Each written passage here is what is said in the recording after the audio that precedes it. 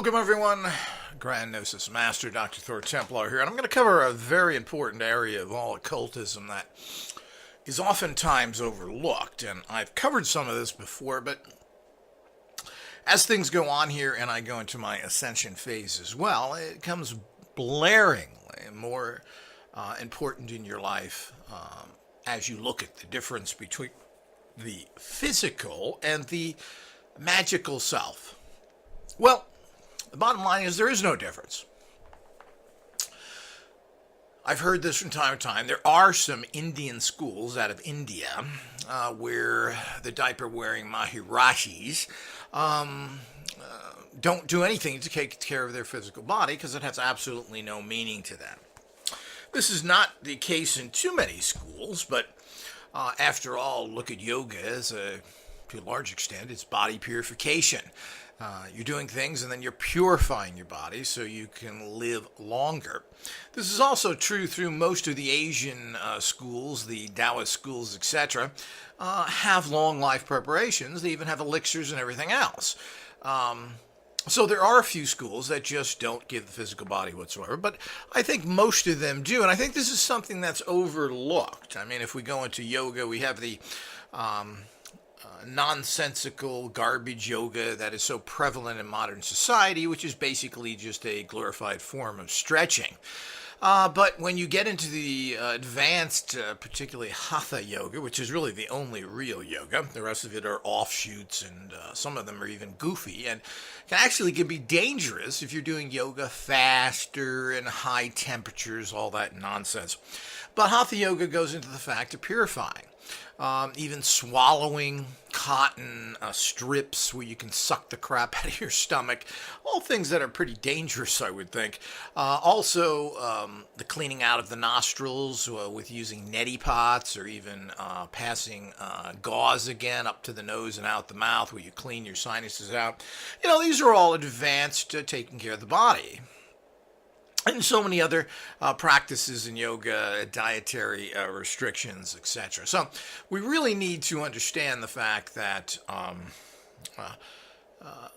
your body, as the old cliche goes, is your temple. And I've watched many people through the years, even people within my family, even myself, who never really had great health until relatively recently, is that you don't feel like doing anything. You may agree with certain philosophies, you may like it, it may be something you're attracted to, but you do nothing in a practical way because you don't have the energy or feel like doing it. Now, as much as things seem to be something that doesn't take much energy, a quote spiritual practice like meditation, these things are highly energetic in nature. And they require lots of concentration and effort, which is super fatiguing and draws on your core energy. This goes with almost all the occult sciences, including things like doing pendulum work, dialing consciousness radionic machines, dowsing, your most traditional sorcery. All these things require that you're at a high state of consciousness and even altered consciousness. And while these things may appear to, especially to others, that, you're just in this altered state. Well, the problem is that it's a huge physical drain. It requires you to be in top fitness, especially if you're going through the ascension process or in general. To think that you don't need to be physically fit because you're an occultist or don't have that lifestyle is completely off the mark. Matter of fact, you need to be in better shape. You need to be in an extreme shape to do advanced ascension processes and to do a lot of occult work consistently. Even as simple as doing dowsing and dialing in radionic machines connects you to a high stream of level of empowerment, which is extremely draining. Now, I don't know, I haven't heard this for too many people, but as usual is that you don't hear much of the truth. You have to wonder if these people do anything. People I have trained, people who have worked with this over the years, find this to be very, very true. When they do dowsing, when they're dialing in their machines, when they're doing rituals, it's very tiring. To some extent, we can compare this to race car driving. Now, I've known several race car drivers, and we were discussing different things. And the point is that, if you're driving a race, you're at a high state of concentration. And you're using massive amounts of energy. I mean, one race car driver who was a professional I knew had to run 3 or 4 miles a day just to stay in fitness shape so that he could drive. And here you say, well, you're only sitting in a car. You're not sitting in a car. You have all your senses blazing. And to a large extent, occultism is very similar. When you're driving at very high speeds, you're looking at everything. You have all your concentration and sensing going. And of course, a lot of these people don't understand it, but you're really kicking in your seventh sense, as I call it, your ESP, and your consciousness sensing. ESP is normal, basically. It's not really extra sensory at all. It's your sixth sense, plain and simple. And there are more than six senses, but that's another story. The whole idea is when you get into higher consciousness or your seventh sense, or if you're even operating out of your sixth sense, which is a giant sensing. It's like turning on a giant machine that is putting out numerous sensing energies that then are sensed, come back, translated, etc. It's a type of, you could call it in today's lingo, which is really degrading the human condition to think that it can be compared to a machine. But it's kind of like a computer, and you've got all these things running through it. And just unplug your computer and see if it works. Well, we generally can't do this, but if you cut down the actual voltage going into your computer, you'd find out it worked really bad, and it wouldn't probably work at all as that voltage goes down. You could look at that in the same way of saying that's your energy level. So when you're going in an altered state of consciousness, which is required to manifest at extreme levels, you need to be very physically fit. Everybody should really be working out, walking, pumping iron, etc. And there should be a varied amount, as well as doing your obviously centering energies, which part of being centered, which is so critical, is that you're not wasting energy on stress all the time. Your body's not constantly in a tense position. Whatever you're doing is not draining you like you would do something else. I've noticed through many just common things we do in life, sitting at a desk, reading, how our muscles are so tense. This is just draining energy. It's like turning on the lights in an automobile with the engine off. You're draining these energies consistently, and people don't think about it just from doing day-to-day things because you do everything in this kind of raw, tense condition. Very bad. Once you're centered, you find out that you don't do things in that tense state, and you save all your energy. That's one of the secrets of centering that pays off big time in your occult practices. You don't want to waste time with other people. You don't want to waste time with anger, happiness, and all these other things, because that's all draining as well. You ever went to a movie or been at a place where you laughed and smiled all day? Well, your face hurts. You're tired from all that laughing. So the whole idea is that, like with everything, you have to have control over it, measure it, and put your energy where it's going to give you the best return. And that certainly isn't allowing others to affect you, going to advanced levels of stress, and in anything going off of your centered condition where everything basically is good. You're not tensed up, you're not depressed, you're not in stupid exuberation because something happened, which is very, as I said, very stressing. I mean, people who go through great segments of happiness for a few hours are just as exhausted if they were screaming and yelling or anything else. So the whole idea is this is what being an occult scientist is all about. And you have a very limited energy in you personally. And there's core energies. These are the energies that higher consciousness draws on. And when these are depleted, they're very hard to build back up. So you have to be very careful of that. But when you're doing higher sensing, working out of your inner magical being, you are pouring out energy. You're drawing, pouring out, depleting yourself at the highest possible level. So this is very, very debilitating in the long run. Well, how do you get over that? Well, first of all, of course, as I just mentioned, if you stay centered, you have a good core energy that isn't drained down. I would say that probably most people have drained their core energy by 80%. You probably only have about 20% core energy left. So you go through that very, very quickly, because it's all drained from normal garbage that we go through in society. And society is stressing, but when you go through things, you go through, even if it's something you do all day, everybody tends to be in this high state of stress. You drive to work, you drive somewhere else, well, you're generally in this high, tightened state of stress, which is draining you something fierce. So the whole idea is that what do you need to stay centered. Plain and simple. You do that, you're going to start building your core energies back up, and you have to fill that tank. You should be at 100% core energies, and then when you do something that's drained a certain amount, and then you fill it back up, just like you would recharge a battery. Now, nobody really understands that. Now, the other things is what kind of, people really don't know what good exercises are. So, the best exercise that anybody can do to get a good workout is rowing. Yes, rowing, as in boats. Rowing machines have been around for a long time, and I don't know why they've fallen out of favor for a lot of goofy other machines, Stairmasters, all this other stuff, which is nowhere near, particularly for males, because with the rowing motion, you're getting huge back workouts, front workouts, your legs because you're squatting, all of these things. And regardless of your health, you generally can do this because there's less strain on your back. And of course, like anything, you have to go slowly at it, but it's the best exercise out there. It works all your muscles, including your stomach muscles, and flattens that without having to do sit-ups.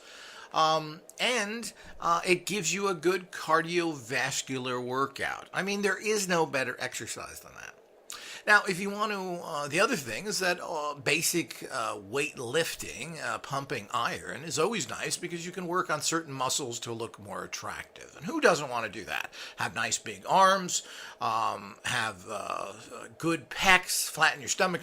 Why not? That's part of the process. And all this gets you in shape. If you have to do one thing, as I said, nothing is better than rowing. And you can get a pretty good rowing machine for a fairly low cost. The only problem with the rowing machine is that it does take up a lot of space when you unfold it. Usually you can fold them up when not in use, but I always find that that's a problem and gives you an excuse not to do it. Oh, I don't want to unfold it, blah, blah. But you can fold it up and use it daily. And then, of course, like anything, you slowly build up your time and how you can handle it. Depending on your age and your personal health, you may have to get slower. The knees are pressurized to a certain extent, but you can modify how you row so you don't stress those areas as much. Same thing with the back and other things. But rowing in general is something that almost everyone can do. And like everything else, you need to do it consistently. And one big tip on workouts that everybody seems to do wrong, and that is you go there and you tire yourself out. You should never do that. Like anything else that I've told everyone about in terms of training, doing things at high intensity for short periods of time, the same thing goes for exercise. Now, you may want to build in a little longer cardiovascular, and that is over time, but never tire yourself out in the gym and push yourself, strain your muscles and everything else. All that does is exhaust you. It breaks down muscles and you're sore as hell the next day, and this continues.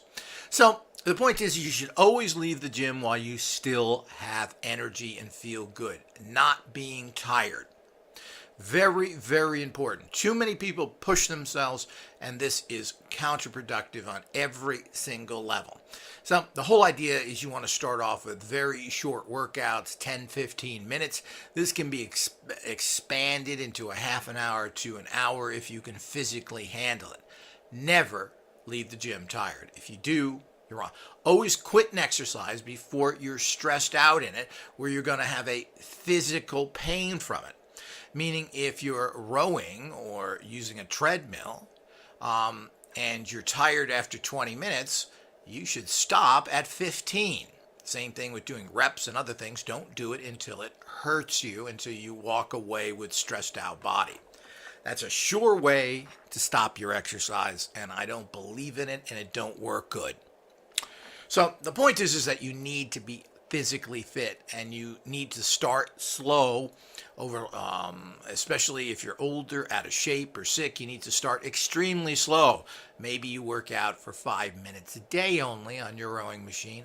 That's it. Stop. Even if you feel good, what do? Stop. So the next day you do it a little bit more. And what do? You stop when you're getting to a point where you're getting tired. You should leave the gym feeling good and energized and not fatigued. And never push yourself. So this is very, very important, and this is one of the best exercises. Now, rowing machines are cheap. You can get multi-gyms inexpensive now. There's all sorts of things. Most exercise equipment is pretty cheap. You can get barbells and so forth, weightlifting equipment, even the basics, barbells, etc. You can get all these very inexpensive. Some of these things are under $10 that you can use in many ways. And you can go online and look out workouts for barbells and other things that you can do, some basic exercises that are very inexpensive. Here again, what do? Start off very, very light with your weight. Do it for 3 to 5 minutes. You're done. I don't care whether you feel wonderful that day. Do not continue. So the whole idea is that you want to build up this energy because it's very, very fatiguing. If you don't feel good, if you don't have the energy that day, you're not going to do rituals. And I've seen this time and time again with family and myself. If I don't feel good, I can't do a ritual. I'm not even motivated to do a ritual. So being physically fit, where you have the energy and motivation to do rituals, is critically important. The body and mind work together. It's basically, and we've all heard that, and it's really a holistic, as the term came, I think, in the 70s or 80s. I mean, everything is combined. So you cannot function at a high level of consciousness unless you're physically fit and centered. It's as simple as that. So if you think you're going to do that, you're not. If you don't feel good, you're never going to do rituals. You're not going to have the concentration to put the energies together, to connect to streams, to generate biophysical energies, to influence people. People always wonder why certain things don't work for them, but they're just trying to do a technique. They're not built up. They're not centered. They haven't opened their energy. But you expect to do a little technique out of a book and someone's going to be your psychic slave. Well, the point is, it doesn't work like that. And if you sit there and are physically weak and you try and project strong influencing biophysical fields, it doesn't work, and you're not able to do it at a level of strength. Now, it's again, I'm not big for time, but the point is you want to, when you do something for anywhere from 2 to 5 minutes, if it's some sort of biophysical projection, which is all you want to do it for, but you want to be doing it at high intensity for these short period of time. If you're doing it at low intensity, you're going to get very poor results, and of course that's where everybody's at. They're not centered, they're stressed out, they're putting out very little energy. And this could be with the use of, if you think you're going to tune a radionic machine correctly, when you're tired, fatigued, sick, have a headache, can't concentrate, good luck. And this is one reason why radionic machines don't work well for a lot of people, is they can't tune them correctly. Not only haven't they been trained properly, but they don't have the energy to do it. And then, of course, they like to say, well, we need more dials, and they get anywhere from 9 to 12. Some machines have 30, 40 dials. You're never going to be able to tune these things correctly or even have the energy to do it. So this is one of the major problems with all of these things, is you don't have the core energy to do this because you're not physically fit. So if you want to achieve high levels in the occult sciences, you need to be physically fit, and I would say in excellent shape if you want to reach those levels. Having the ability to concentrating, whether that's visualization or meditation or anything else, you have to have energy to do it. You also have to feel good. If you don't feel good, and I've known many sick people, they do nothing. They're sympathetic with the process. They like it. Maybe they'll do a little reading. They don't follow through on doing anything to assist themselves. You will fail. So you need to be physically fit. There's absolutely a complete and total connection between the physical and the magically empowered. You need that energy, and you need lots of it. As I'll say again here, I think you need more energy as a working occult scientist because you're putting this. So your physical fitness level in terms of stamina and basic physical fitness needs to be higher than the average person because you're using huge amounts of core energies, which you have to control and build up again after you've done practices. Now, this happens when you stay centered. So if you do practices and you drain your core down 20, 30, 40%, and then you go back into a centered state, it's going to start building naturally. But how many people are really centered? Well, I'll tell you right now, very few people are really centered, even though the practice is relatively simple. Here again, people don't do the practices. They're too busy, they claim. And they're fatigued and everything. Oh, I can't do this. I'm fatigued. I can't concentrate. How many times have I heard that is unbelievable? So you really have to make sure that you're physically fit. And as I said, I've never known a single successful occult scientist or in any other area of the occult sciences who was someone who was ill. So you just don't have the energy. It's as simple as that. So it takes time. People that do any kind of rituals, it is a pouring out of energy. People who do more traditional rituals, it's even more. There's a lot of setup. There's a lot of cleanup. If you're doing ritual magic, you're contacting entities, drawing circles. All this stuff is a lot of work and can take time. Now, I'm not in favor of all that. As I said, you want to do high-intensity rituals for short periods of time. That means anywhere from 2 to 7 minutes. You don't want to go over that. I don't care whether you're feeling great. I don't care if you've made fantastic contact with whatever energy you're drawing on. Stop. You're going to start going into that very deep slide down the hill after you went up that hill. You think you're at the top and energetic, and then you get on the other side and you're sliding down, and it's very detrimental. So it's important to understand that. But we all know that mind, body, and spirit all work together. And this certainly is not just a cliche, it's 100% true.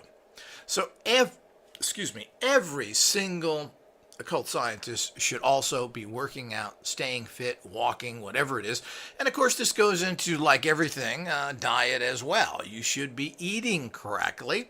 And that means eating, the first thing you want to do is eliminate all the junk out of your diet, and then you want to move into eliminating the chemicals, the colors, the preservatives, etc. This can be done relatively easy.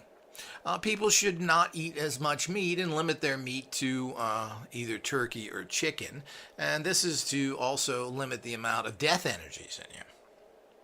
So you don't necessarily have to go on a extreme diet. You don't have to give up anything. But if you're chucking down lots of, particularly people who have problems with drinks, if you're drinking a bunch of high-calorie drinks or sugared drinks, you're going to get fat. You don't need that. It's one area where everybody can usually eliminate things. There are delicious fruit teas that you can drink. There are other things you can drink that don't have calories. Switch over. Drinking soda and such is the worst thing you can possibly do if you do it in any. Now, having a soda once or twice a week, having a beer, drinking, all these things is not a problem. We're talking about what you're doing day to day. So you want to stay away from that. Now, fast foods are not necessarily bad. You got to know how to eat them. A hamburger is basically a very balanced food. What makes the hamburger bad is you're getting a huge amount of carbohydrates in terms of French fries, which turn right into sugar and then fat. And the same thing with these big giant drinks they give you. When you get meals at these places, you generally don't get a bigger burger. They just give you more of other things with a lot of these meals. So you can be careful. You could also remove some bread and other things if you wanted to, and just stay with the meat and a few other things. But That's for another entire subject of it. But you want to basically eat good, and the first thing that you do, and this is all part of fitness, is eliminate all the junk. Now, there's huge amounts of chemicals in anything, any meats that have been processed. Bacon, luncheon meats, sausages, other. You got to be very. This stuff is bad for you. You need to stay away from it. You need to cook your meats yourself, etc. Don't eat that junk or make sandwiches like that for you. Regardless of that, they're also loaded with salt. So, salt holds water. Water increases your blood pressure and adds to your heart problems. So, these are the type of things you want to stay away from. You want to stay away from as many refined sugars as possible. But, there's nothing wrong with having some sugar in your diet. Same thing with a certain amount of dairy foods. But all these things are generally something you want to keep down to a minimum. Bread also is just nothing more than a sugar. And if you're eating a lot of bread, it's really not good for you. It turns into sugar again. It tends to make you fat. So, like everything, you have to balance your diet, find out what's good for you personally, and you want to cut down and you want to try and move to a more vegetarian type diet. Ultimately, studies have now been done for over 100 years with the Seventh-day Adventists, religious group in Southern California, and these people are living into their late 90s, early hundreds as a group, and they are physically functioning well. What do? What's special about them? Well, first of all, they're vegetarians. Plain and simple, vegetarianism is a plain and simple the best thing for your body. Now, you have to be careful there, and you don't necessarily have to be 100%. There are fantastic meat substitutes. These are made from soy, and that's something you have to be careful of because there's a lot of estrogen in soy. But there are great meat substitutes, things like Boca Burgers and Morning Star Foods that are made from the soy that taste almost identical to meat, and it's a great way to transition. But still, there's nothing wrong with eating a certain amount of meat, particularly turkey and chicken, to limit to those species that are being murdered for your survival. Moving into cows and other things is not good for the bigger picture, but we do live in a very destructive world, so we can't get too caught up. And you should not be going on a high vegetarian diet until at least you're over 35. But you can modify it. There are many good things. There are certain pastas that are good for you. The Italians eat, I believe it's durum pasta. It's a hard type of pasta. They don't cook it fully, so it tends to stay in your system and then move out of your system without increasing. So, it's like everything else in life. You need to do that. Now, eating fruits and vegetables obviously is what's best. And of course, unfortunately, it's difficult to find well-prepared vegetables that you can eat. So you have to learn how to do things. You should be doing your own cooking. Cooking is very easy. You just have to get away from the fact that I don't have time, I'm going to pick up some fast food junk. Point is, a lot of fast food is loaded with salts and these carbs that I just talked about, and this is how they start to become bad for you. But there's ways of eating some of these places that you can do it better. But, getting a submarine sandwich, which some people think is healthier, is not if you're using cold cuts, which are loaded with all these preservatives. They're also loaded with salt. So all of these things need to be taken in moderation and kind of phased out. The perfect diet is to balance as you get further down your path, is you eat anything that is provided by nature and is renewable. Well, what do you mean by that? Well, technically vegetables, of course, they are planted for a particular purpose. You're not harvesting them out of the wild. But fruit trees give their fruit. If you don't eat it, it just goes to waste. The birds eat it. So there are a lot of tree-based foods which are constantly being renewed year after year, which are good for you. Avocados are one of them, one of the best foods out there. It's high in fat, but high in good fat. The other thing are almonds, another perfect food. And again, these are things given by the tree. Now, those are two perfect foods that you can eat and are not hurting nature. So there is a bigger picture we try. On the other hand, we live in a very warrior society, and if you're young and you become a vegan in particular and you cut out all this meat and other things, there are some health problems. There are certain nutrients you're not getting, certain B vitamins, and secondly, you shouldn't be doing that as a young male. This is a war planet, and you need to know how to fight. So you don't want to do that. So the whole idea is this is something that comes down to the fact that if you want to disconnect from this planet and empower yourself in the higher levels, you ultimately disconnect from their food chain of death that they give you on every street corner. So on the other hand, we have to understand that a certain amount of this is not a problem. But getting back to vegetarians, they do live longer, it's proved. They also have less cancers, etc. It's a noted fact, and I've heard some people state differently. Well, it's just nonsense. Everybody who's on a vegetarian diet around the world that's been checked tends to have a lot less disease, plain and simple. If you're eating a lot of toxic meats full of chemicals, you are going to have all these things put in your system, which are toxins. And we're not talking about spiritual energies or death energies. We're talking about just bad chemicals in general from highly processed foods, and that's what a lot of cured meats are. Bacon, cold cuts, sausages are loaded with junk. These are things you want to stay away from. You want those things? Cook your own turkey breasts, chicken breasts, etc. Cut them up and eat them that way. So the point is, there's plenty of things, and it's very, very easy to do, and you get much better quality meat all the way around. Eliminate garbage drinks, especially if you're that type of person who's drinking soda all the time or something like that. Well, it's no good for you. Sodas are loaded with chemicals, colorants, tons of sugar. I mean, why drink a soda? Eat a candy bar. But the problem is you can easily drink 2 liters of soda without blinking an eye, especially in hot weather. You're talking about thousands of calories that do absolutely nothing for you. So you can eliminate that by finding, the problem with fruit juices is fruit juices tend to have a lot of added sugars to them, and they're very sugary in general. So converting over to fruit juices is certainly one way to go. But you're not really solving the problem. Here again, it's still a better alternative. Milk is generally no good for you. I love milk and I love milk products. Milk isn't good for you. It clogs your arteries. Most people are allergic to it. It's not a good product. Eating a little cheese, eating a little butter, again, is okay, but drinking milk is no good for you. And as I said, I love milk, but milk products need to be kept down. Eggs are pretty good for you. It's a regenerative food. Eggs are not fertilized.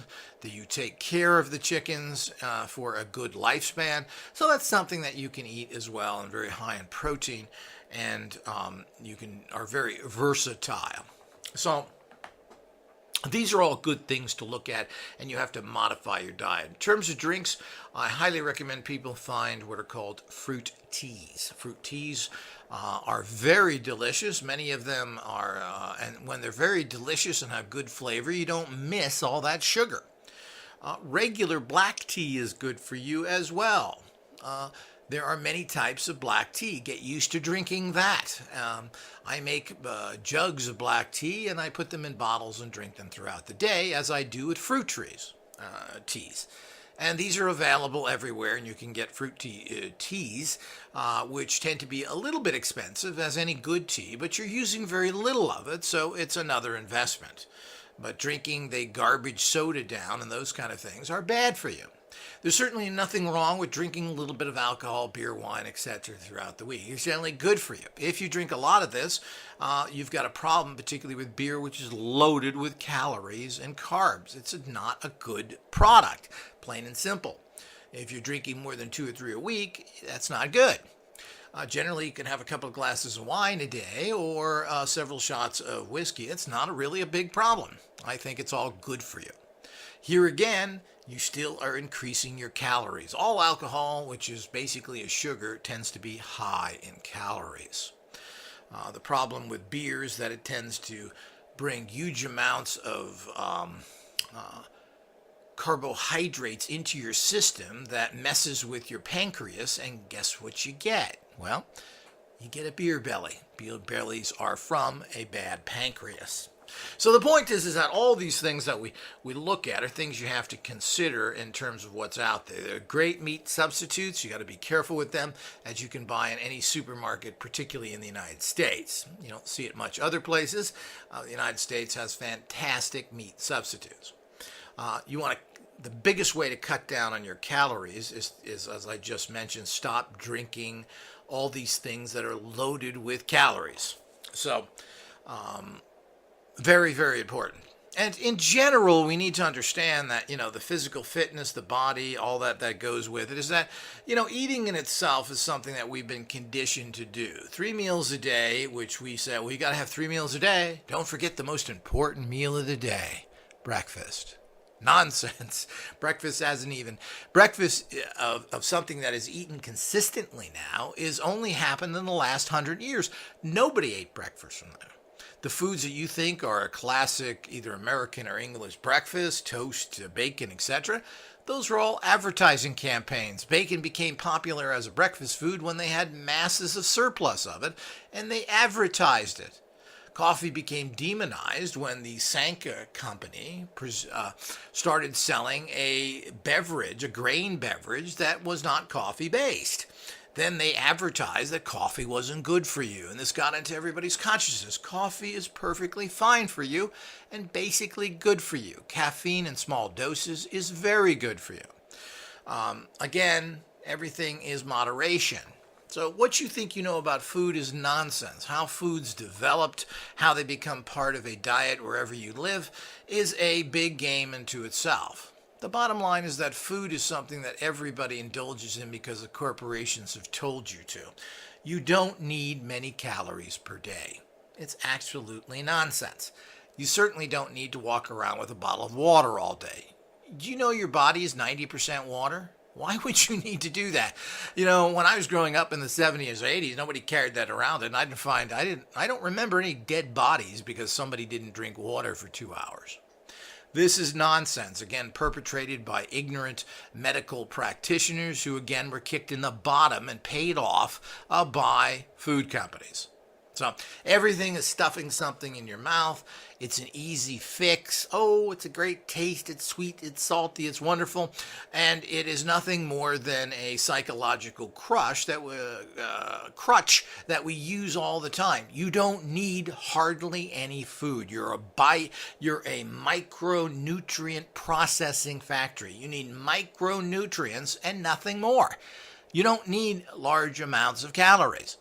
It's just absurd. This is more garbage that you've been told to.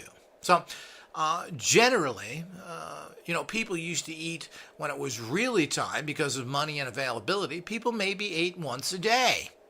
And they didn't drink liters of water a day. Nonsense. People didn't even have access to pure water until very recently. Most of the time, people drank beer because beer you could keep. So most of the time in history, as we go back, everybody was a little bit tipsy because they had kegs of beer because that's the only thing you certainly couldn't keep water in most places, and you couldn't even haul it. So this is what people don't understand. Beer doesn't go bad, at least doesn't get polluted like water does because of the alcohol content. So this is the way things were. So to think that I got to eat today, or people, I always find it amusing when people feel weak or something. They say, oh, your blood sugar's down. You need something to eat. Your blood sugar is naturally regulated by your body. A matter of fact, blood sugar is produced in large quantities without any carbohydrates whatsoever from your liver. Your liver produces sugar. An overactive sugar-producing liver causes diabetic problems. That's the problem. It isn't the pancreas. Your liver has been pushing huge amounts of sugar in your body instead of clearing it out. So this is the thing. You don't need that. Now, fasting doesn't necessarily, and has been proven, particularly with people that have problems, it doesn't bring down your blood sugar levels. Why? When your blood sugar levels crash, your liver kicks in. It can actually be counterproductive. Most people don't know that. So, as we move through all these understandings, you don't need a lot of food. You don't need a lot of water either. This is all nonsense. You gotta drink at least a quarter. That's complete nonsense.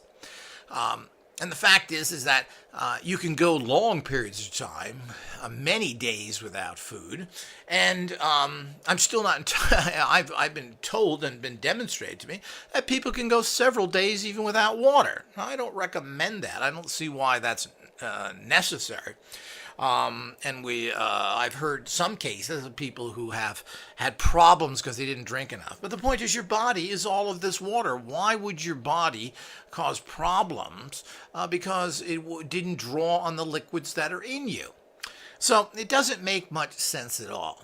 But being micronutrient processors, all you need is very little food to meet your nutritional need. Your body naturally regulates most of the things in your body, including so many different chemicals. Your alkaline index, which a lot of people talk about, your body does that. You can't make your body more alkaline. Your body automatically does it. Now, there are certain conditions you don't need enough calcium or other things, then it says, well, they start taking the nutrients from your bones. Well, I'm not so sure about any of these things, but of course the whole idea is to be smart. Obviously, you want to eat something every day, but you want to wisely eat things. You just don't want to gobble things down because, I'm tired. Tired and needing food has absolutely no connection whatsoever, and your blood sugar is not going to drop, and low blood sugar within acceptable range, which is stabilized by your liver, doesn't make you feel tired. You're tired because you're tired. Nothing to do with food. Eating food is not going to help you. So all of this is the nonsense that everyone's been brainwashed with, and particularly stuffing something in your mouth, because this is the number one product in the world, food and drink.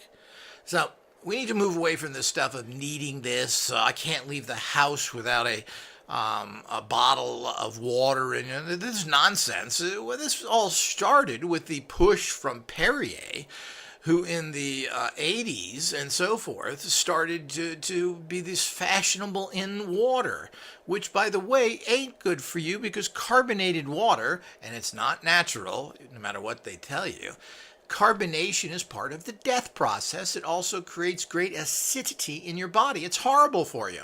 There's no such thing as naturally carbonated water unless there's a dead rat in it. So the whole idea is this is complete nonsense. But this became fashionable, and then the doctors were all the little whores that they are, were all bought off to say, well, you got to take in a certain amount of fluids every day. And of course, everybody's walking around with it because you're going to die if you don't get a drink within 8 hours. You got to carry around some plastic bottle full of garbage, and you got to be sucking stuff down all the time. All of this makes absolutely no sense whatsoever. Putting a lot of fluids through your body doesn't purify it, and ultimately, I'm not sure that that's even good for your kidneys. You need to have a certain amount. You don't need to constantly have things flowing through your kidneys. It's not good for you. So, plain and simple. These are all the lies you've been fed, like we've been fed everything else. I mean, the amount of lies out there, the misinformation is horrific. Also, health has to do with taking actions ahead of time. You can't wait to get sick. We have so much crap in our food systems and our air and everything else that you should be taking certain things that assist the body in blood purification, etc. These, quote, are herbs. Everybody should learn about herbs, get a book on herbs, take a course on herbs, and understand what are good for this. So when you're sick or you don't feel good, you're coming down with a cold, well, there's a thing called Echinacea, which is kind of an herb that is nature's antibiotic. I find that it works very good. If I take it when I'm feeling bad before the cold gets on, I've been able to avoid numerous illnesses by doing this. So this is what you ought to have in your house. You need bottles of this.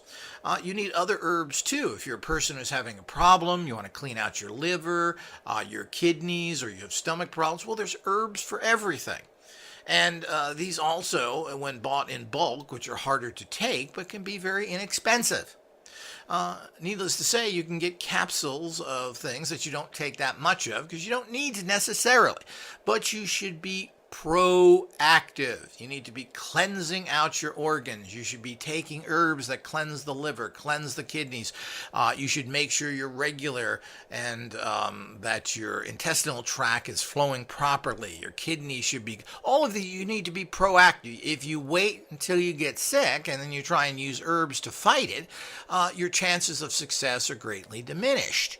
So you need to be proactive in everything you do. Certain things are very difficult to get. Vitamin D probably everybody is lacking. This is something you get from the sun and you may not get it. Even people in sunny areas tend to not go in the sun because it's too hot. Potassium can be a problem. There's potassium, potatoes, and other things, but this regulates so many things within your body and is very critical to have. Most people are having thyroid problems now because they lack iodine. Now, iodine you can get in tablets. Sometimes it's in salt.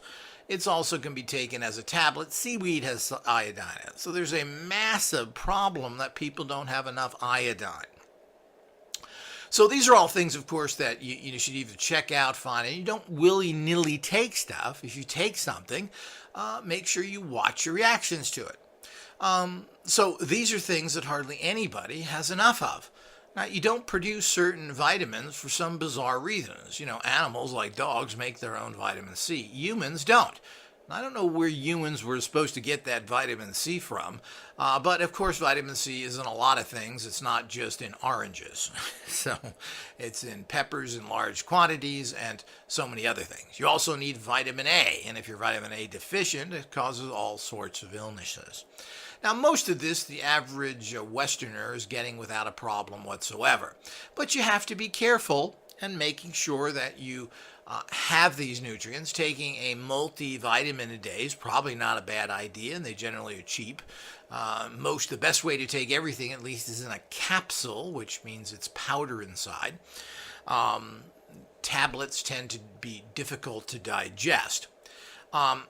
But you need to look into these things, and if you have certain health problems, you need to do the research to it. What is this for? Will this herb do? How does that help? You should have books on herbs and study them and be cleansing your body. 1 week you take an herb for the liver, 1 week you take an herb for the kidneys, 1 week you take herbs for your thyroid. Well, the point is this is the best way to do preventative treatments. Again, you should get help, talk to your doctor, all the nonsense that goes with that. You have to have common sense, but you are your own doctor to a certain degree. You should know what these herbs do, and you should be educated in that area. Occult scientists are educated there. Your health is critical to the level of performance that you will be able to put out as an occult scientist. That is the bottom line. And you have to take personal responsibility. Of course, you can go to nutritionists or other people that'll help you with this and talk to them about that. Most places have herbists around. You can talk to someone who's into herbs and ask them, what is good for this if you're having problems. A lot of people have heavy metal problems. They're toxified with this from eating fish or from their mercury fillings. Well, there are ways to, there are certain herbs that you can take that help draw some of these toxins out of your body. Well, everybody should be taking that. So there are super nutritional stuff, things like spirulina. These are things that are super nutritional. Broccoli has been shown to have a great anti-carcinogenic effect. It's a good idea that you take a broccoli tablet. who wants to eat the stuff. So these are the type of things you should be well aware of as an occult scientist, and you want to fine tune your temple to produce large amounts of core energy so you can produce very strong magical states of consciousness so you can manifest at a high level. Well, hopefully this has been very enlightening. As usual, watch what's posted. We do have, I believe we have books on nutrition in the outer order and the libraries in general. Make sure you check these. There's all sorts of interesting things out here. Things that are inexpensive. Things like apple cider vinegar, a general cure-all that people have been using successfully for almost anything. Very inexpensive. These things are out there. If you don't have Echinacea, you certainly should have a bottle of this in your house so that when you feel bad, you take it immediately. These are the things that you should know about, be using, and this is not just to stay well, this is to create high states of magical empowerment, further empowered through, of course, being centered and doing your gym exercises. So until next time, people.